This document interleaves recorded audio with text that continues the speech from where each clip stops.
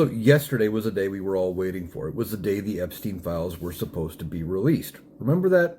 This little bill they passed like a month ago that said, well, the Epstein files must be released within 30 days in their entirety in a searchable, downloadable format.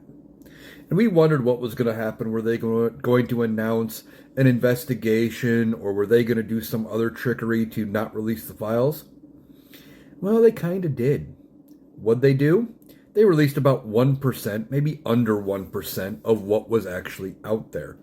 Now we got some pretty bad images of what could be in these files. A lot of things were redacted. And in some cases, like entire court documents were completely redacted. Oh, other things are still out there and they are still coming. But what's going to happen here in the next few days, more and more is going to be found as people are digging through these images. Now, they couldn't redact everything. Obviously, certain things were still let out. Like, for example, this image of Donald Trump and Jeffrey Epstein with a big giant check. That came back out again. And the check says, for a fully depreciated woman. You know, completely slimeball material here. But that's the guy that the Republicans cheer. They think this kind of stuff is great.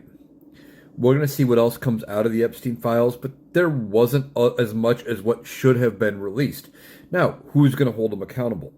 Hopefully, Congress is going to do their job and start holding these people accountable. Now, I don't know how that accountability is going to happen or that's going to look like, but Congress is pissed because they didn't follow the law. They didn't follow what they were supposed to do and release everything. Now, hopefully the rest of it comes out soon, maybe after the weekend, maybe after a week or two when the pressure gets on them for not doing what they were supposed to do.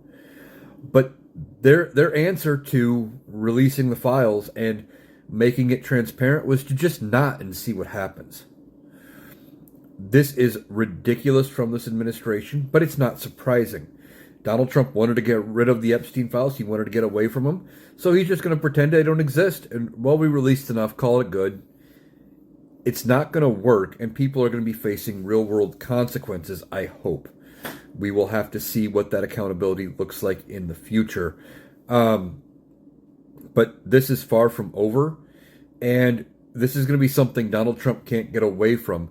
It is going to be hanging over him for the rest of his term and probably the rest of his life.